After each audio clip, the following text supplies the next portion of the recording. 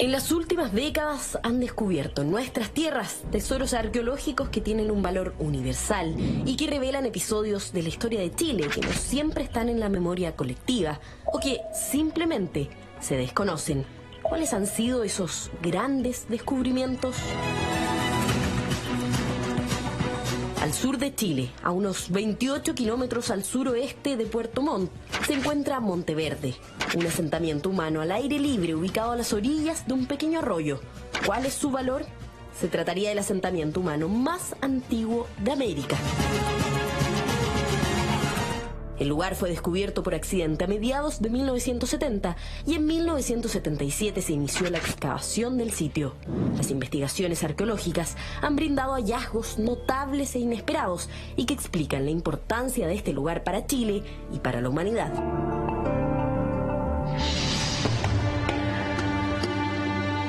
Al otro extremo, en la costa del desierto de Atacama, en el norte de nuestro país, una cultura dejó un legado inconmensurable. Hablamos de las momias de Chinchorro, más antiguas que las egipcias, con unos 9.000 años. Los chinchorros momificaban los cuerpos con propósitos mágico-rituales. El ambiente natural, con ausencia de lluvias, bajo porcentaje de humedad y altas temperaturas, ayudó para la preservación de estos tesoros arqueológicos. Mallín Grande, a 81 kilómetros al oeste de Chile Chico, en la región de Aysén, fue el lugar en donde hace 12 años se vivió un asombroso descubrimiento. En ese entonces, el niño Diego Suárez encontró un fósil. Hoy se conoce como el chilesaurio, un sorprendente hallazgo paleontológico. Estos 3 episodios no son los únicos. Esta noche, en Mentiras Verdaderas, junto a Dr. File, revisaremos estos y otros tesoros arqueológicos que han contribuido irrefutablemente al entendimiento de la humanidad. Estos descubrimientos arqueológicos y paleontológicos, recordemos cuando uno habla de arqueología, asentamientos humanos, paleontología, animales antiguos, están en gran medida reescribiendo la historia universal. Así es, sí, es verdad. Y es tan importante porque no muchos de estos descubrimientos que vamos a ir viendo están ni siquiera contemplados en muchas escuelas. Hay que contemplarlos como, por ejemplo, todo lo que fue la cultura de Monteverde o la cultura monteverdina, que es el primer gran descubrimiento que va a cambiar la historia del poblamiento de América y que ya la está cambiando. ¿Qué es Monteverde? ¿Dónde está Monteverde? Monteverde es un asentamiento humano que está ubicado a unos 25 kilómetros hacia la costa desde Puerto Montt. Perfecto.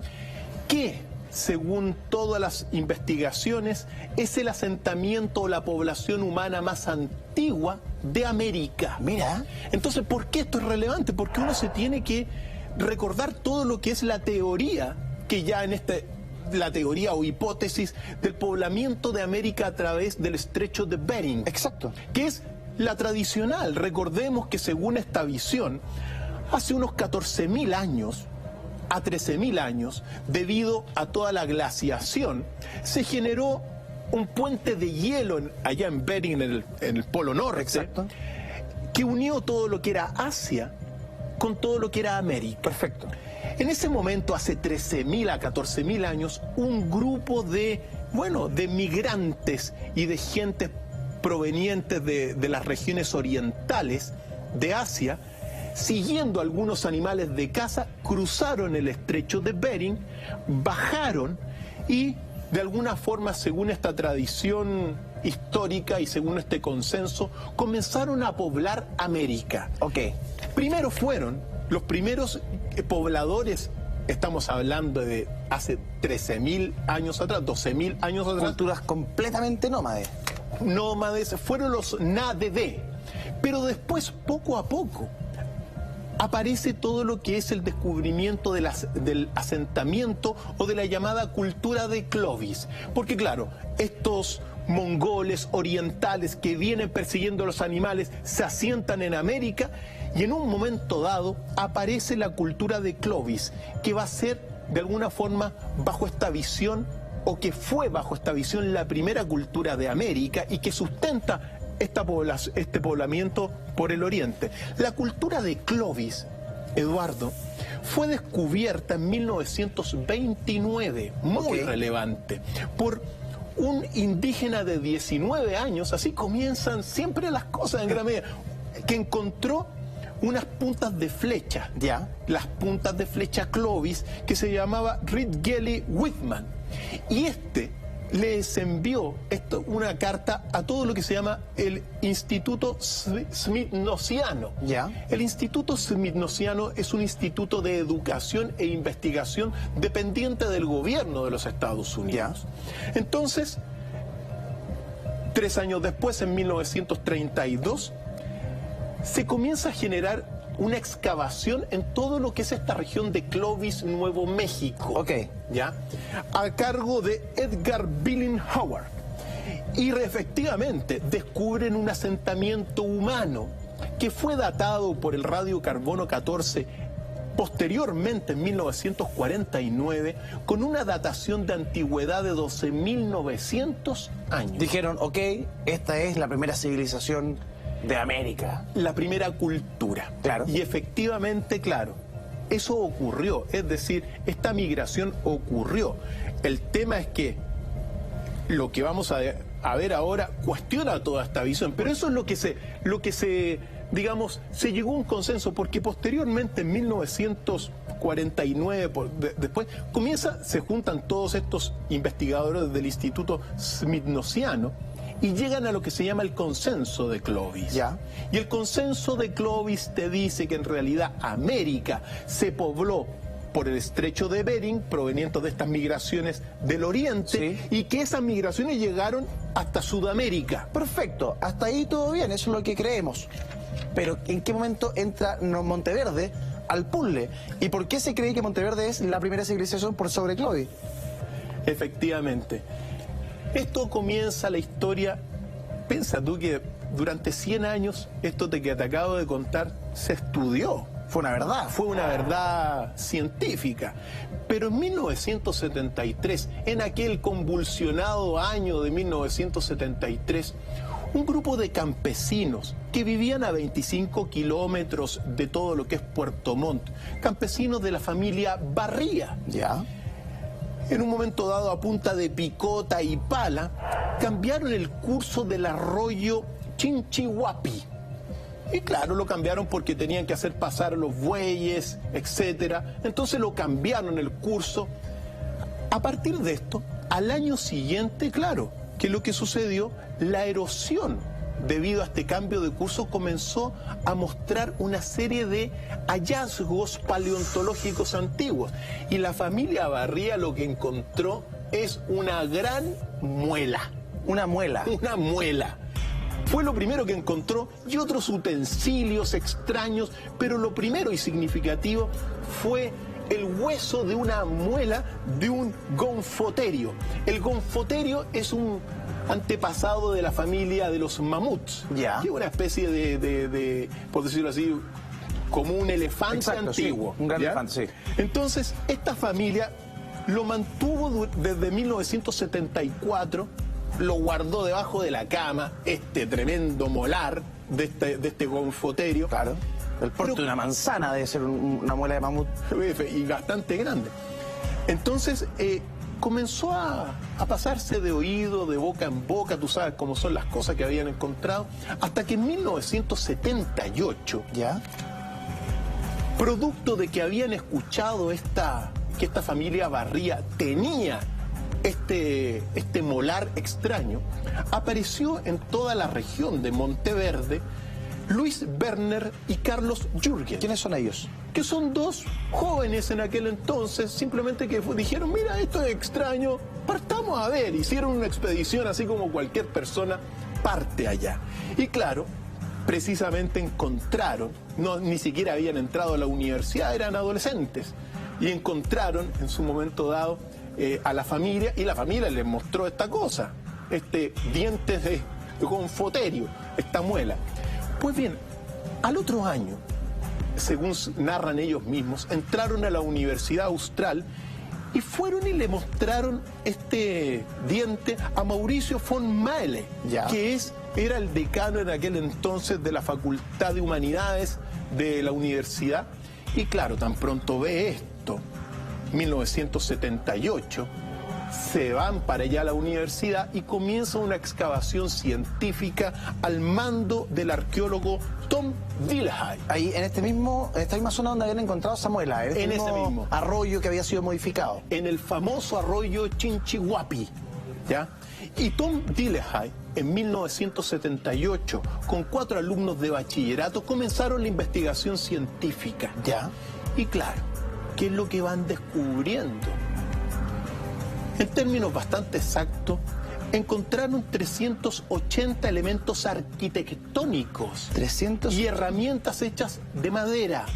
Es decir, había, en el fondo, era como una gran carpa de Ya. cuero. ¿Ya? Lo encontraron. Encontraron 650 piezas de piedra talladas. Son los resultados. También encontraron 38 pedazos de carne y cuero de animal. De carne conservada, eso te iba a decir. Sí. ¿Por qué? Porque se generó un fenómeno ahí que permitió que la ausencia de oxígeno, No. en consecuencia, por esos quizás milagros de la naturaleza, se conservó incluso carne en buen estado. Se encontraron también 11 especímenes de papa silvestre, 9 especies de algas, 7 de ellas comestibles, 20.000 partes de plantas pertenecientes a 55 taxones o géneros. Pero fue como encapsular una cultura. Eso es lo que ocurrió. Y 23 especies de plantas locales, entre otras tantas cosas. También encontraron huesos de mastodontes, gonfoterios y otros animales, varios fogones, brazaderas, hoyos de distinto tamaño y fragmentos de cordeles y piolas.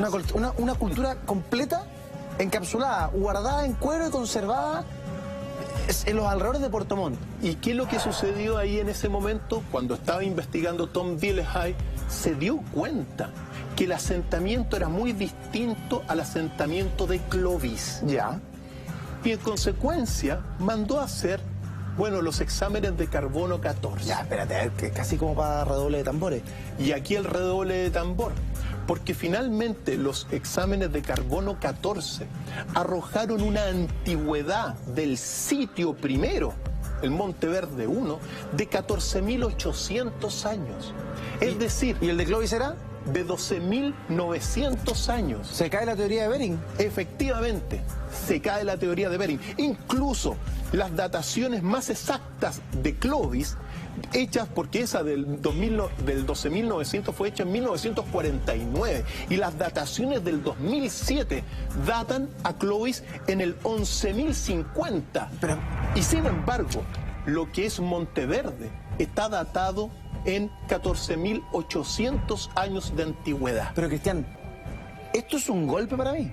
Yo no tenía idea que en Chile estaba en Puerto Montt el asentamiento humano más antiguo de América. Yo no sé si la gente en la casa lo sabía esto, pero para mí me parece un golpe gigantesco. O sea, lo encuentro de una riqueza cultural gigantesca. Por eso, Eduardo y amigos en casa, a partir de este descubrimiento y de este asentamiento humano de la cultura de Monteverde, uno puede comenzar a reescribir la historia del poblamiento de América a partir de nuestro país, Chile, y decir que, al menos, que aquí hay un origen auténtico y original.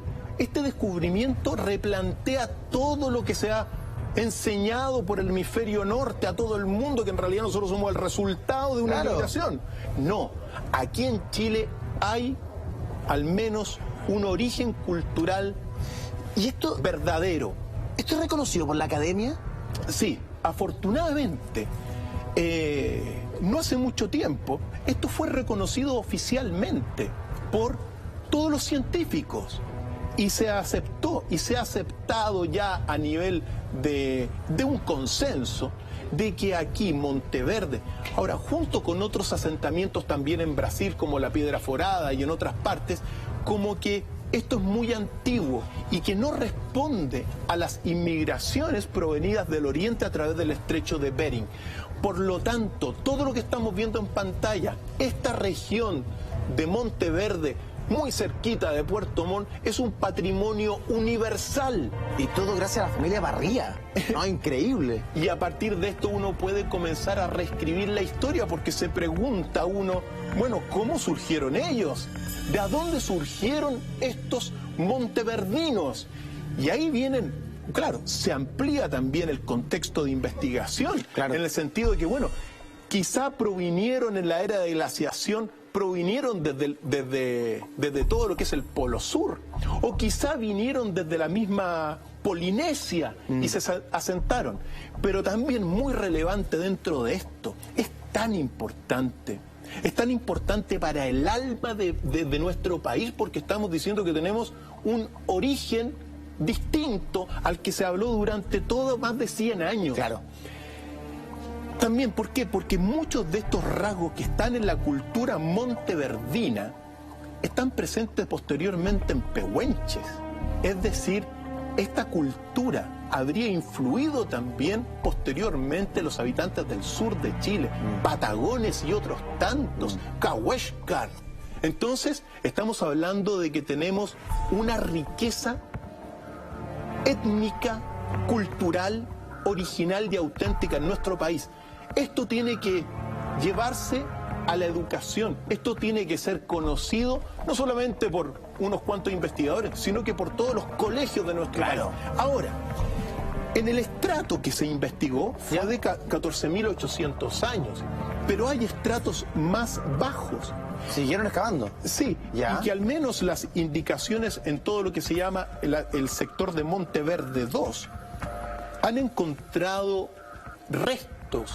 algunos restos no tan claros como Monteverde 1, que tienen 31.000 años antes del presente. Es decir, que hace 31.000 años había gente que vivía en el sur de nuestro país. 31.000 años. Ya, aquí sí que Bering se cae definitivamente, porque el otro había una diferencia importante, pero uno podría decir, claro, puede haber un error en el carbono 14, pero 31.000 años. Por eso digo, ahora, esto de los 31.000 años todavía se está investigando, pero se han encontrado restos en esa capa, en Monteverde 2, de esa datación. Entonces, claro, unos dicen, bueno, es que en realidad Monteverde, o sea, el estrecho de Bering, quizá las inmigraciones fueron antes. Pero también es muy relativo. También, en este sentido, lo que uno presencia aquí también es verdaderamente tenemos un origen, sí, y eso es lo importante. Sí. Es decir, aquí hay un principio, y esto está tan importante porque es señal para los nuevos tiempos, señal para reescribir la historia universal a partir de estos datos. Oye, Doc, ¿tenemos en Chile, o se ha descubierto en Chile un dinosaurio único, por ejemplo? Que digamos, no tengo idea, hay un dinosaurio chileno. Efectivamente, tenemos el famoso chilesaurio o Chilesaurus diegosuarensis. Tremendo.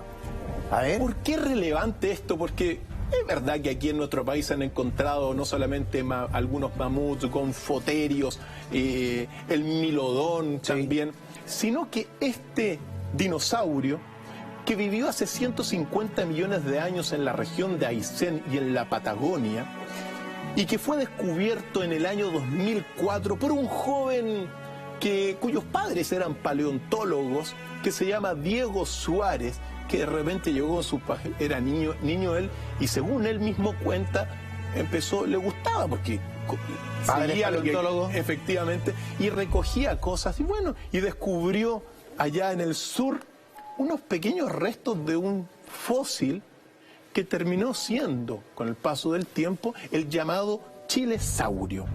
Ahora, ¿por qué es relevante el chilesaurio? Y aquí, detrás de esto hay un gran enigma de todo lo que es la paleontología. A ver. ¿Por qué? Porque el chilesaurio es una especie de ornitorrinco de los dinosaurios. Mira. Es decir, tiene una mezcla genética muy extraña y única en el mundo. De hecho, tenemos una declaración de Juan Castillo, que es el director del Museo Paleontológico de Chile, que va a sintetizar lo que es el chilesaurio y lo extraño que es en términos de la combinación genética. Claro. Es una especie de padre de de muchos dinosaurios. Vamos a escucharla, señor director. El chilesauro era un dinosaurio, primero un dinosaurio que tiene de cabeza a todos los paleontólogos del mundo, porque tiene una serie de características bastante extrañas referente a su fisonomía. Primero, él es un dinosaurio que está clasificado dentro de los terópodos, o sea, dentro de los dinosaurios carnívoros. Pero su particularidad es que su dentición es herbívora, o sea, es un terópodo herbívoro. Eso es lo más extraño. Segundo, tiene un cuello bastante más largo de lo común de los dinosaurios. Y por otra parte, tiene 2 dedos en los brazos, igual que el Tyrannosaurus Rex. Cosa que es bastante extraña también. Pero los brazos, en proporción al cuerpo, son más largos que el tiranosaurio, en proporción al cuerpo del tiranosaurio, por supuesto. Lo otro que llama la atención es que no tiene una pelvis que sea abierta como en los terópodos, que los 2 huesos, digamos, están abiertos en una forma de V invertida. Los 2 huesos están paralelos hacia atrás como los tenían, digamos, como los huesos de los herbívoros. Por otra parte, casi todos los terópodos en las patas tienen 3 dedos. Tiranosaurio y todos los terópodos 3 dedos, pero este tiene 4. Entonces es como le han llamado los científicos el ornitorrinco de los dinosaurios, porque obviamente tiene una serie de elementos como de varios dinosaurios juntos, y eso lo hace muy especial. Y eso es lo que tiene de cabeza, porque hoy día han clasificado a chilesauro dentro de un grupo que se llama tetanuro, como que lo metieron forzado en los tetanuros, pero yo creo que falta más investigación para poder determinar bien su relación de filogenia con otros dinosaurios. Oh, Cristian, pero se pasó, es como las tiene todas, es como el Kill Terrier de los dinosaurios, una maravilla. Tú lo dijiste. ¿Y por qué es un gran enigma de la paleontología? Porque aquí viene lo que tiene de cabeza a todos los paleontólogos. Las diferentes especies de dinosaurios, que ya van más de 500, van como en los 1000 tipos de especies distintas, surgieron en la pregunta a través de la mezcla, que es una posibilidad, pero también puede ser que las diferentes especies de dinosaurios en realidad puede ser que hayan surgido de la fragmentación genética de este original que era el chilesaurio.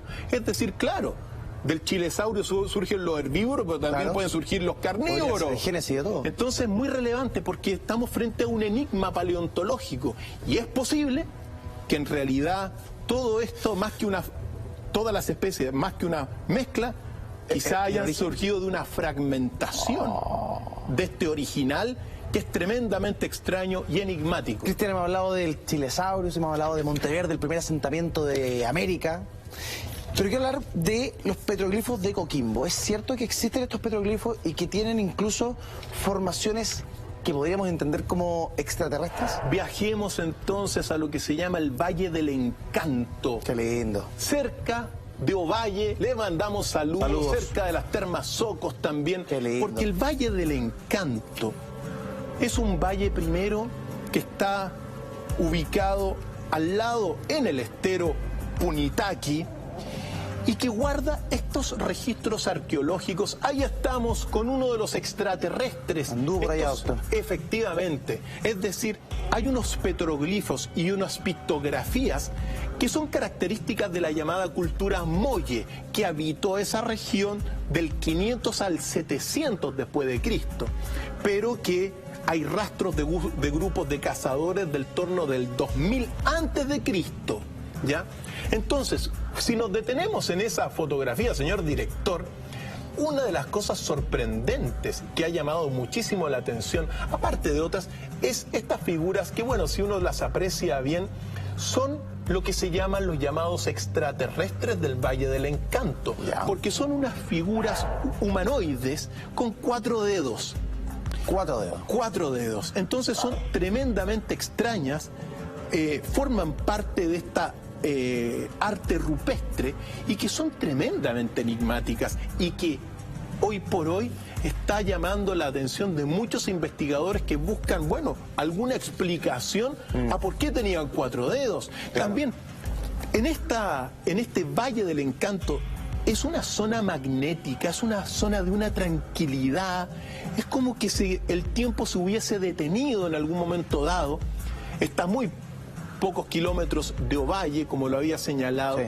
Pero también hay una serie de las famosas piedras Tacita, que son unas piedras con muchos orificios, orificios que es verdad que se servían en ocasiones para guardar alimentos, pero que se están estudiando también estas piedras tacitas como verdaderos reflejos del cosmos. Es decir, los orificios en el suelo vendrían a reflejar también, bueno, las estrellas del firmamento. Increíble. Entonces, todo esto que estamos viendo acá está de alguna forma también contribuyendo a reescribir todo lo que es, bueno, al menos en esa región de nuestro bello Coquimbo de La Serena, todo lo que es la historia de la cultura molle y de más antigua aún. Si desde ahí seguimos hacia el norte, ¿qué hay eso de que nos encontramos con las momias más antiguas del planeta?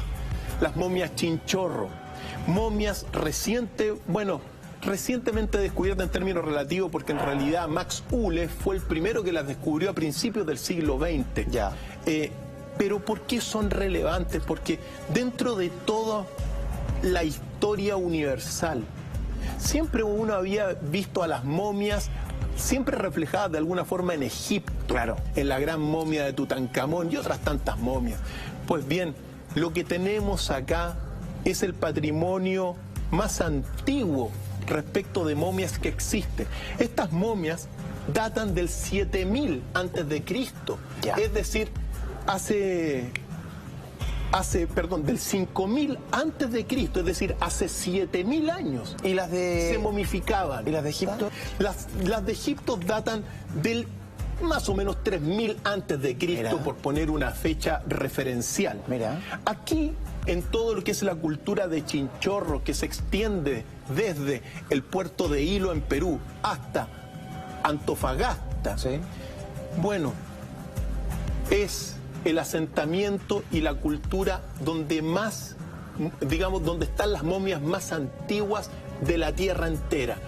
Lo dijimos la semana pasada y es muy importante porque a partir de esto también uno está no solamente conociendo su propia cultura, sino que reescribiendo también la historia. Ojo, tenemos las momias más antiguas del mundo, muy importante. En este sentido, afortunadamente tenemos, mira, los esfuerzos de los investigadores que se han dedicado a a explorar esta cultura. Particularmente tenemos que enviarle un gran saludo a Bernardo Arriaza, a todo lo que es la Universidad de Tarapacá, y también a la productora Tetrapodo, que es la productora que de alguna forma nos facilitó estas bellísimas imágenes. Hizo este documental maravilloso, Chinchorro, sí. Llamar también a todos los amigos del mundo entero a que nos apoyen, de todos los países de la tierra, de Bolivia, donde están, bueno, la tía Techi que nos está mirando con todas sus amigas y otras tantas,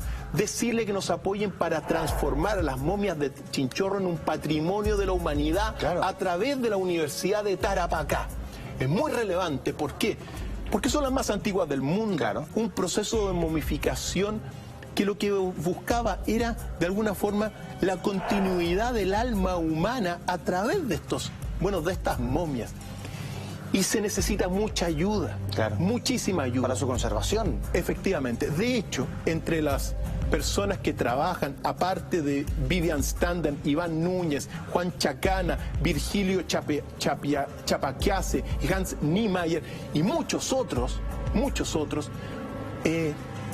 la situación del museo donde se están explorando, digamos, donde se están conservando las momias es muy relevante.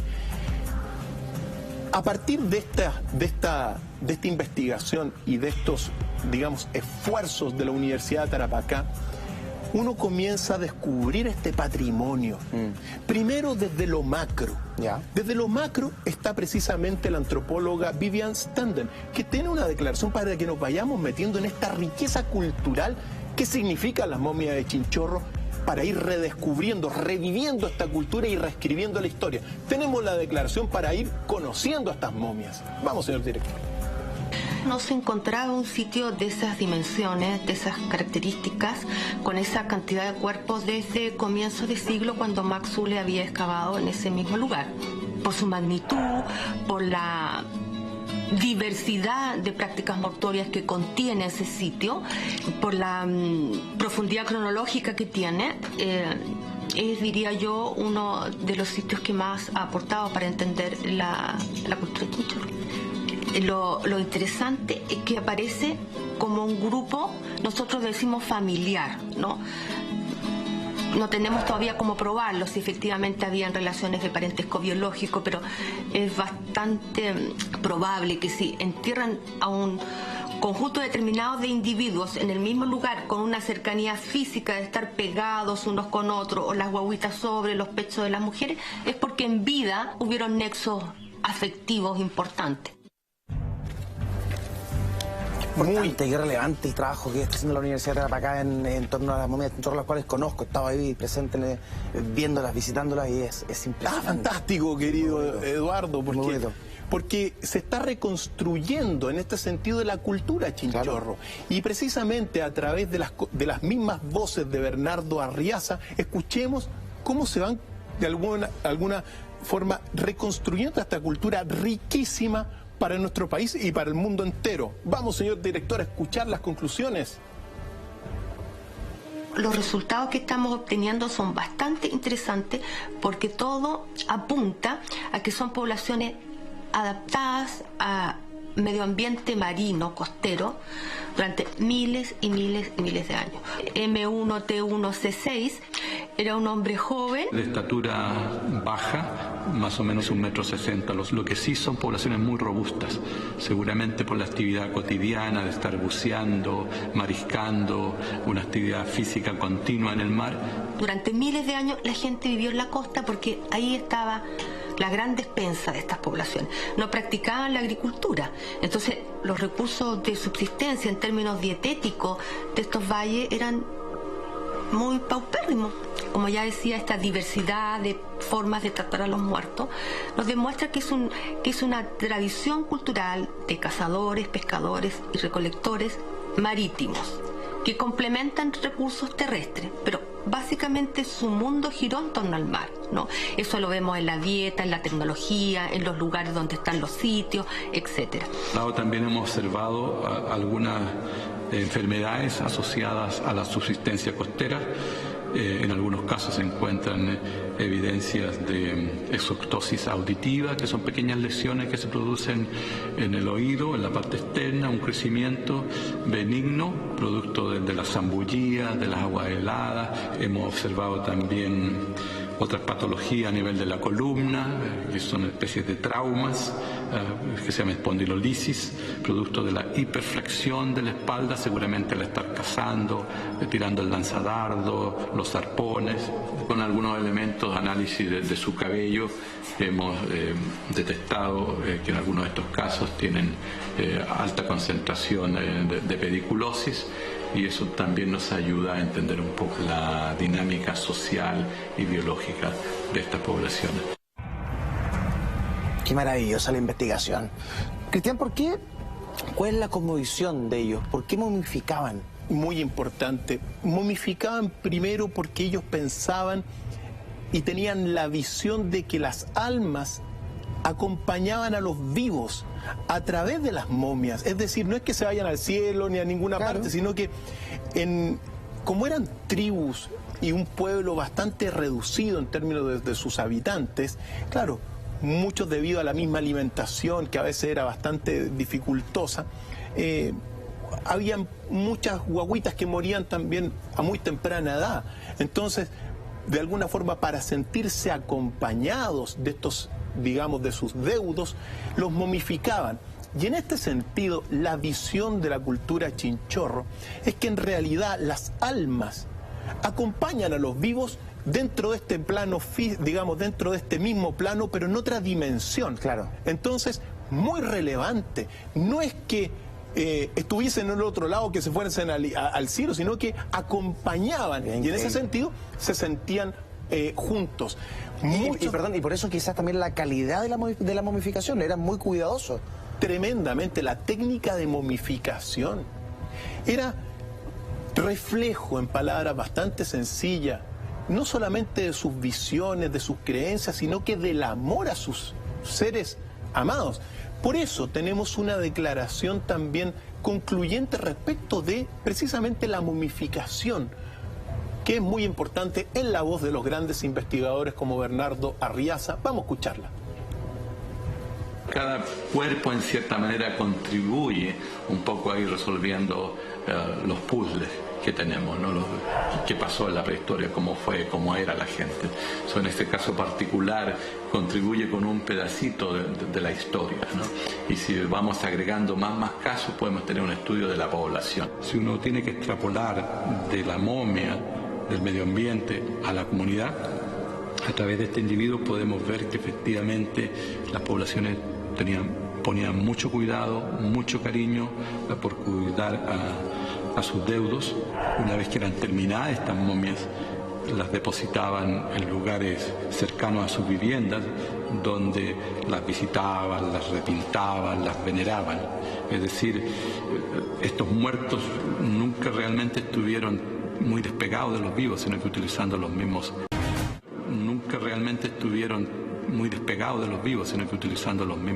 entornos de las personas, ¿no? Muy cercano, una continuidad entre vida y muerte, que a nosotros nos cuesta un poco comprender a veces esos fenómenos. Nosotros tendemos a ver la muerte como algo distante, lejano, y queremos a los muertos muy lejanos, queremos con los ojos cerrados, la boca cerrada. Sin embargo, en los chinchorros vemos que esa realidad no está, ¿no? Por eso, Eduardo... ¿Cuánto hay que aprender, eh? Sí, por eso, Eduardo, se habla de que las momias chinchorras son momias vivientes. Acompañaban después a los mismos familiares. Hay que decirlo en este sentido, por favor, a todos los que puedan, de todo el mundo entero, apoyen la conservación de las momias de chinchorro, porque hoy día los laboratorios necesitan mucho apoyo, porque muchos de estos, debido al calentamiento global, a la humedad, se están deteriorando muchas momias. Entonces, no solamente hay que pedirle el apoyo a los privados, sino que también al Estado, y a través de ellos a todo el mundo, para que se transformen las momias de chinchorro en un patrimonio de la humanidad, que es un regalo al menos de todo lo que se está haciendo aquí en Chile por preservar esto.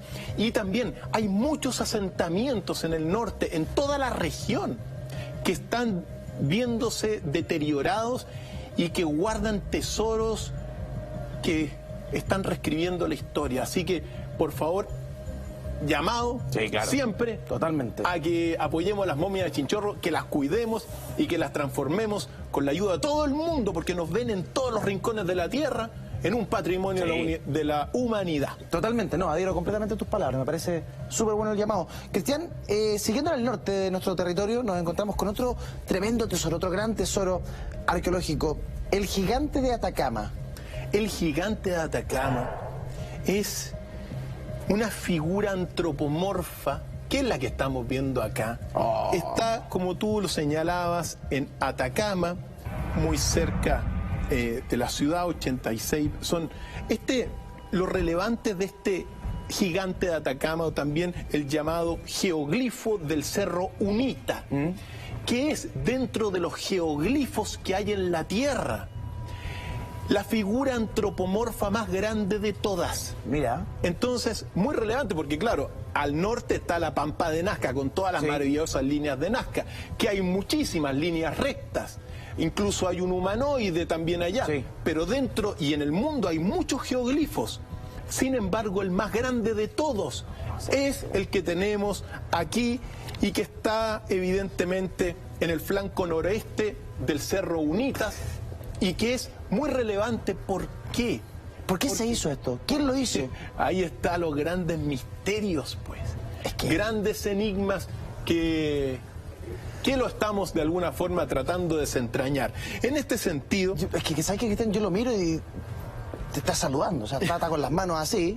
Y además, tiene también, mira, tiene un bastón. Tiene un bastón y que significa mando. ¿Viste la cabeza? Efectivamente. Tiene como, no sé si unas antenas o algo que apunta hacia arriba. Efectivamente. Entonces, aquí viene el gran misterio de quién es esta figura.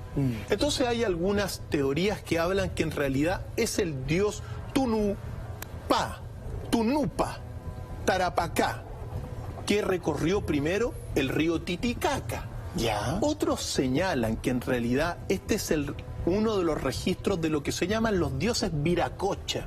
Recordemos que Viracocha es el dios que da origen en la tradición a todo lo que fue la cultura inca y que proviene precisamente del lago Titicaca, baja hacia los incas y que habría de alguna forma dado origen a la cultura inca, que fue un ejemplo de cultura, esa cultura inca. Sí, no había robo en esa cultura, no existía el robo lo trajeron los españoles, entre otras cosas. Pero en el caso de este gigante del Cerro Unita, lo que sucede es que es la primera figura antropomórfica, la más grande, y en este sentido podría llegar a reflejar a este dios Viracocha.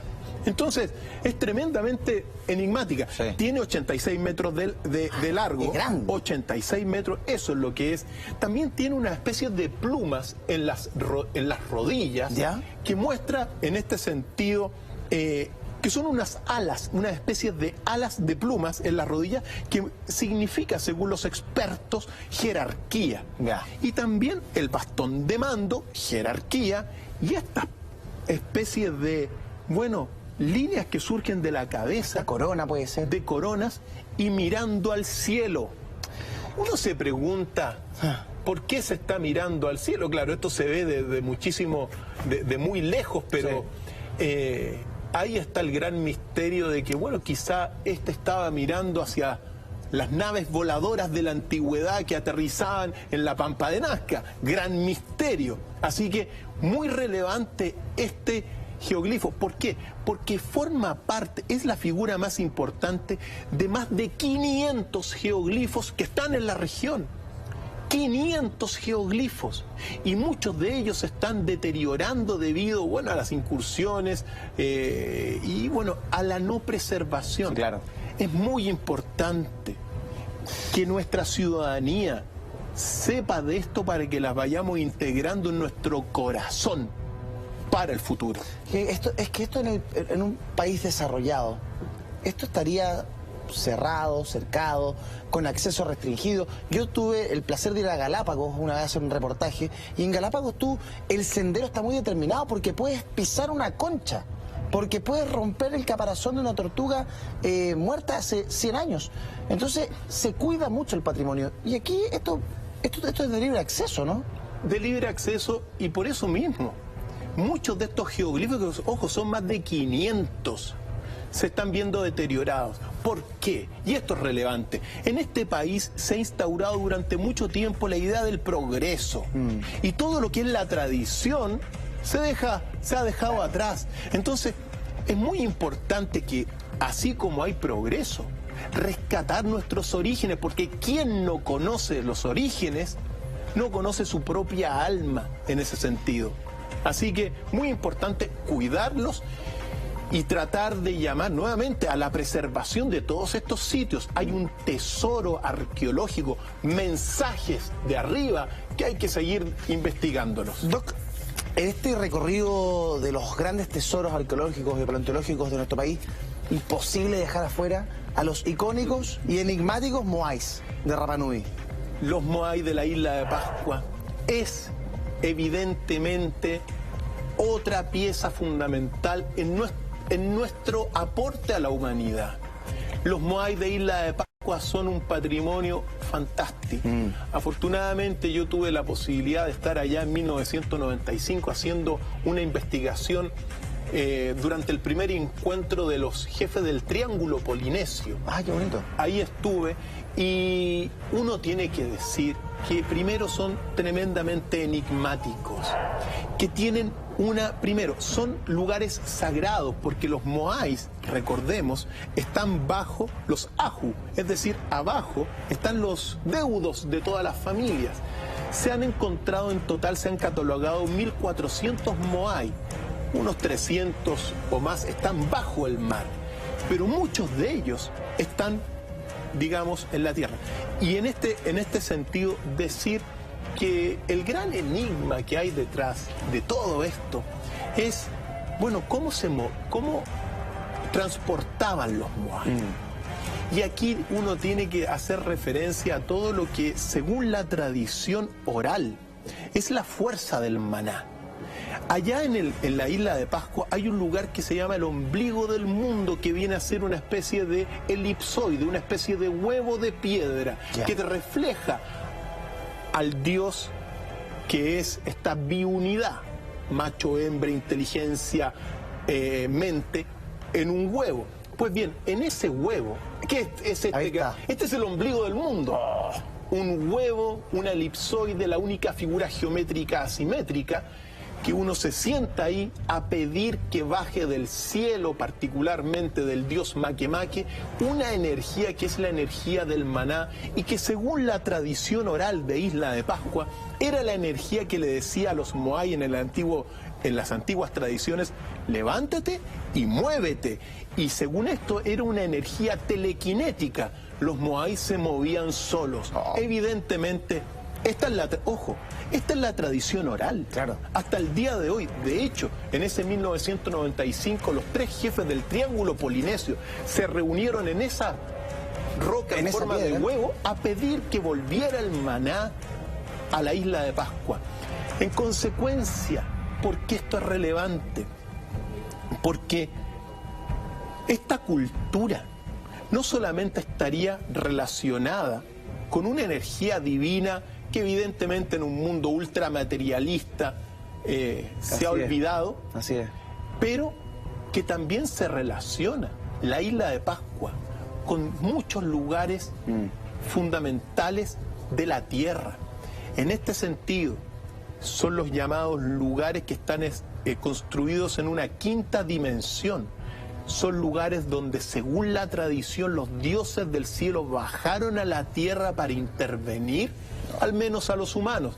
Y la isla de Pascua es uno de estos lugares. Hay varios templos, los Ajú, donde está Tongariki, que en ese 1995 se presentó Tongariki, el gran templo.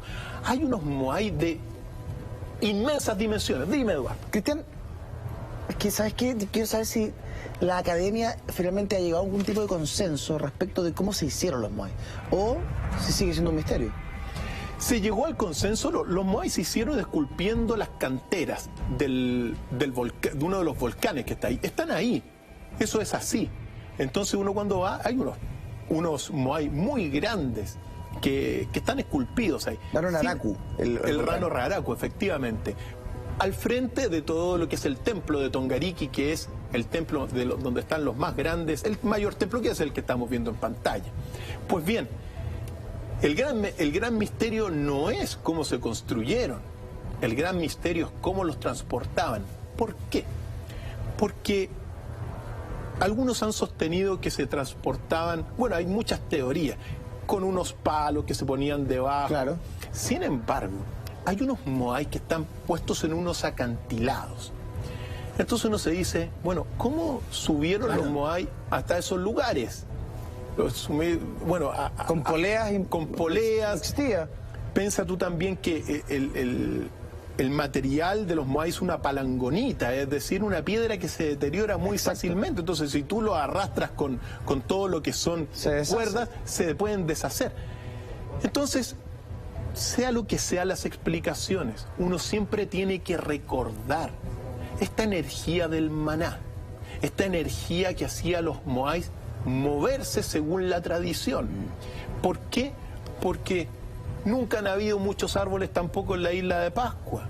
Erupciones en la antigüedad devastaron los árboles y solamente el toromiro, que es el gran árbol de allá, el típico, eso es bastante delgado en ese sentido, no es un tremendo árbol. Claro. Doc, ¿cuánto pesa más o menos moai? Porque tú me decías que es una especie de piedra, está hecho a base de piedra volcánica que se deshace. ¿Pero cuánto pesa? Mira, hay diferentes pesos. unos que van de 4 toneladas, pero hay un Moai que pesa 250 toneladas y que mide 22 metros de altura. Entonces, cuando uno, claro que está todavía ahí puesto en el Rano Raraku, pero tú dices, bueno, si estaban haciendo esto, ojo, 250 toneladas. Hay muchísimos de 80 toneladas. Son inmensamente pesados. Hay algunos que no están terminados. Muchísimos. ¿Por qué dejaron de hacerlo? Ahí está el gran enigma de por qué se dejaron de construir los Moais. ¿Qué pasó? Eso seguramente puede ser capítulo aparte, porque la tradición de cómo se dejaron de construir los Moai, verdadera, oral, habla de una bruja en realidad, que hizo que las Moai se acabaran, que se cayeran todos los Moai. Así es. Por lo tanto, en realidad ese es parte de este gran enigma que constituye la isla de Pascua, un patrimonio de nuestro país para el mundo entero y que nos proyecta, ojo, hasta el mismo Oriente.